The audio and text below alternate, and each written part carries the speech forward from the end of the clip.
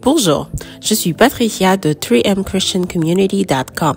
Notre thème de ce mois est sur ta valeur aux yeux du Créateur. Et notre verset de la semaine est Zacharie, chapitre 2, verset 8. Ouvrons nos Bibles et lisons. Je lis au nom du Seigneur. Car ainsi parle l'Éternel des armées. Après cela, viendra la gloire. Il m'a envoyé vers les nations qui vous ont dépouillé, car celui qui vous touche, touche à la prunelle de son œil. Parole du Seigneur. La semaine passée, nous avons vu que non seulement Dieu a créé l'homme et la femme selon sa ressemblance, mais il nous a aussi donné la domination sur toute la terre et tout ce qu'elle contient. Et il nous a bénis. Il n'y a rien que nous puissions faire qui changera l'amour que Dieu a pour nous. Rien. Aujourd'hui, nous poursuivrons dans la même lancée pour découvrir que nous sommes la prunelle de ses yeux. Pour ceux qui se demandent où se trouve cette prunelle, eh bien, c'est le petit point noir au centre de notre œil. On l'appelle aussi la pupille. Être la prunelle des yeux d'une personne signifie qu'on a une grande valeur pour elle.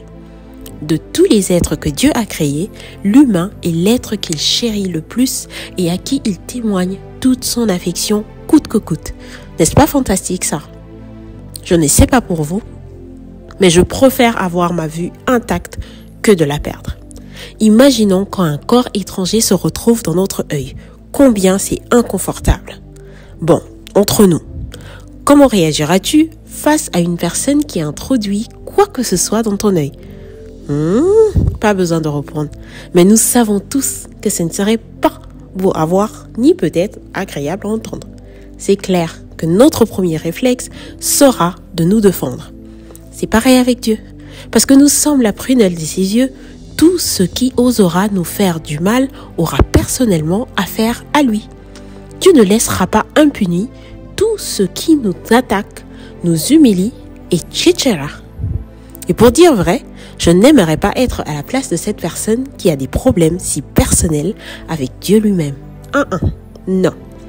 En tout cas, qu'importe ce que les gens pensent ou disent de nous, il est très important de connaître notre identité en Christ pour comprendre que nous sommes bien-aimés du Dieu vivant et qu'aucune circonstance ne peut changer notre valeur aux yeux de Dieu.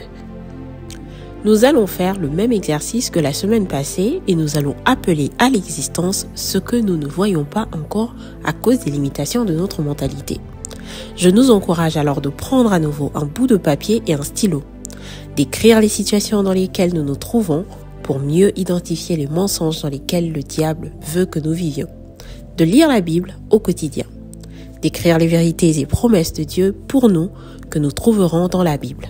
Ensuite, rayons les mensonges écrits précédemment pour encercler les vérités et promesses de Dieu pour nous que nous aurons trouvées pendant notre méditation de la Bible. Répétons à haute voix, et cela au quotidien, toutes ces vérités et promesses mises sur papier jusqu'à ce qu'elles deviendront notre nouveau discours. Rappelons-nous que plus nous passerons du temps dans la présence de Dieu à travers sa sainte parole, moins nous accepterons les mensonges du diable. Et c'est alors qu'au lieu de vivre dans une mentalité de frayeur et de limitation, nous passerons lentement à une mentalité d'abondance sans limite. Ne perds pas confiance en Dieu ni en ce que Dieu représente pour lui. Tiens bon, encore 3 semaines, cela en vaut la peine. Merci pour votre temps. Laissez-moi vous rappeler que la force du peuple de Dieu vient en marchant. Alors n'ayez pas peur de déclarer votre foi en Christ et partager ce merveilleux message autour de vous. N'oubliez pas de vous abonner sur notre chaîne YouTube 3M Christian Community TV pour ne pas manquer nos partages hebdomadaires. Soyez bénis et à la semaine prochaine. Tu as de la valeur.